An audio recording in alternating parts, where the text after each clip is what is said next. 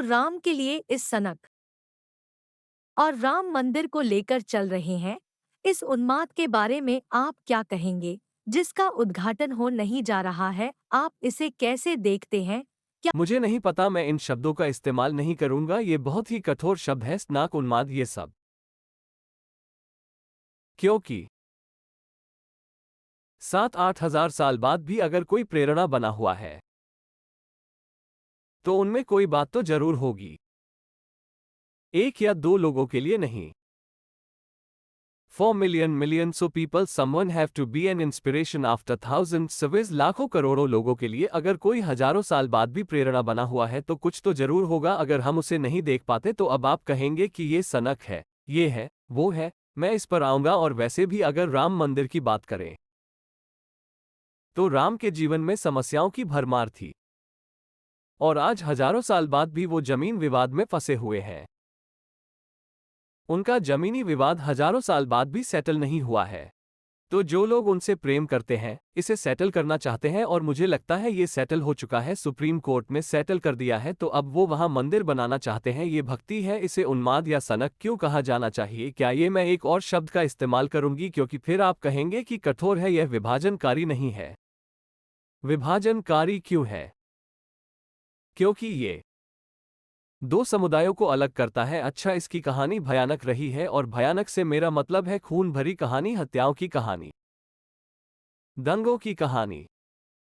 पिछले 800 सालों में जो हुआ है वो इस धरती के किसी भी हिस्से में हुई अब तक की सबसे भयानक खून भरी कहानी है। यहूदियों के साथ जो अडोल्फ हिटलर ने किया, जो मूल अमेरिकियों के साथ उत्तरी अमेरिका में हुआ, जो कंबोडिया में हुआ, ये सब चीजें उसके सामने कुछ भी नहीं है जो इन 800 सालों में भारत में हुआ।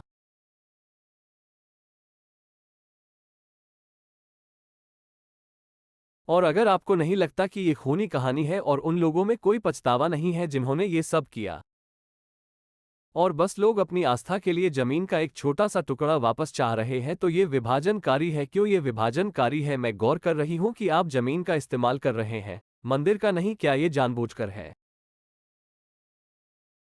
ये है, ये जमीन ही है, लेकिन मंदिर भक्तों के दिलों से बनता है। वो भूमि बस एक जमीन ही है, पर लोगों के लिए पावन है क्योंकि वो उनका जन्मस्थान मानती है। और जाहिर है अब कोई सवाल ही नहीं बचा है कि वहां मंदिर था या नहीं। सिर्फ ये एक मंदिर नहीं, हजारों मंदिर ध्वस्त किए गए थे क्योंकि यही नीति कि इन्हें ध्वस्त किया जाए और भविष्य में भी किया जाएगा।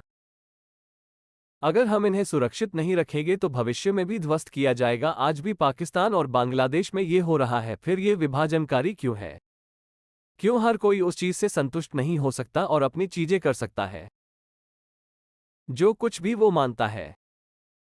मैं बिना किसी मान्यता के रह सकता हूं, पर शायद लोगों को मानने के लिए कुछ चाहिए इसलिए वो मानते हैं। लेकिन मैं ऐसा कैसे सोच सकता हूं कि जो मैं मानता हूं वो सही है, तुम्हारा गलत है, और तुम्हें सिर्फ इसलिए मर जाना चाहिए क्योंकि तुम वो मानते हो जो मैं नहीं मानता? अगर आप इसका समाधान नहीं करते और ऐसे शब्द बोलते हैं तो ये बस ये सब क्या है? ये कहां से आ रहा है?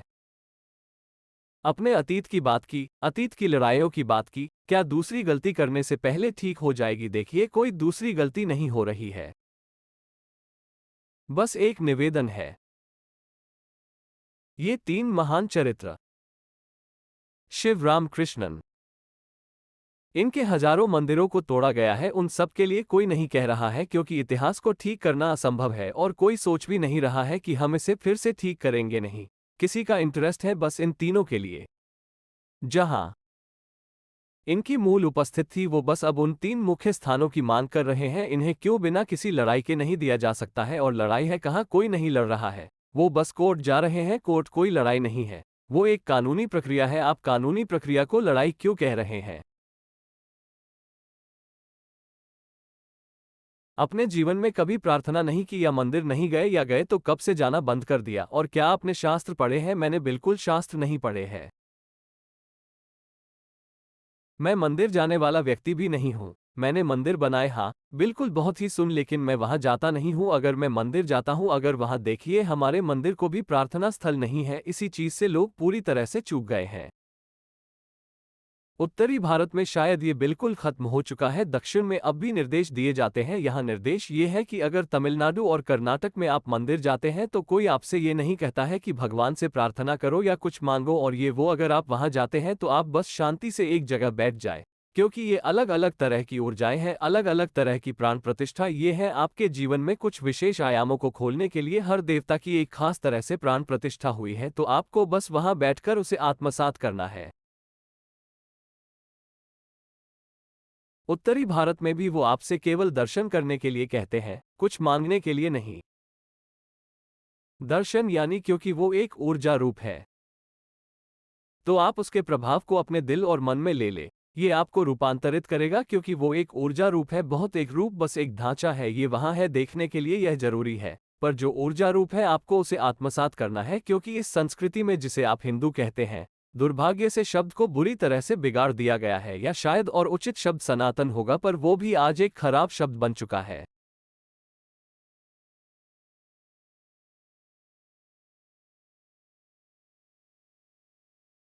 सनातन यानी शाश्वत। तो इस संस्कृति में कोई चीज तब तक शाश्वत नहीं है जब तक वो सबको अपने में शामिल ना करे। प्रार्थना जैसी कोई चीज नहीं है इस संस्कृति में, केवल दर्शन होता है। इस संस्कृति में अभिलाषा स्वर्ग जाकर भगवान के साथ बैठने की नहीं है, बल्कि इस संस्कृति में खुद दिव्य बनने की अभिलाषा है। अभिलाषा खुद दिव्य बनने की है, क्योंकि जिसे हम दिव्य समझते हैं वो कुछ ऐसा है जो उससे ऊपर उठ चुका है, जिसे आमतौर पर इंसानी क्रिया प्रतिक्रिया वाला जीवन माना जाता है। देखिए, उदाहरण के लिए,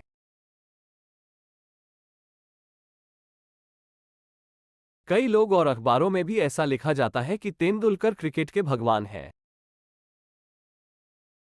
क्योंकि लोगों के मन में, कम से कम उनके समय में और आज भी, जो भी इंसान के लिए संभव माना जाता है वो उससे ऊपर उठ गए, बस एक कमबख्त बॉल को मार के, बस इतना ही।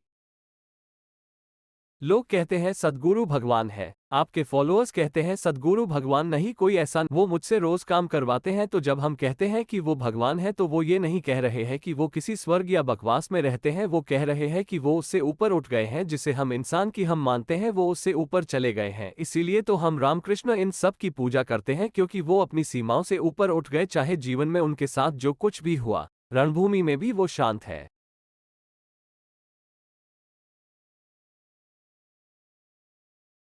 रणभूमि में भी वो मजाक कर रही है, तो हम उन्हें नमन करते हैं। जब हर कोई जीवन और मृत्यु से भयभीत है तो जो उनसे ऊपर है, हम उन्हें नमन करते हैं। अब भी मान लीजिए भारतीय सेना में कोई मेजर या कर्नल या कोई भी,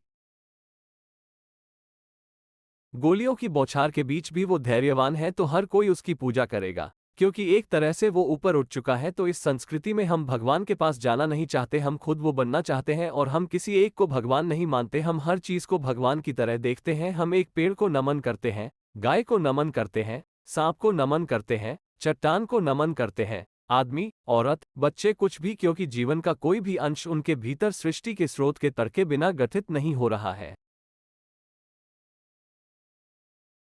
अगर आप उसे पहचान लेते हैं तो आप झुकेंगे, अगर नहीं पहचानते तो नहीं झुकेंगे।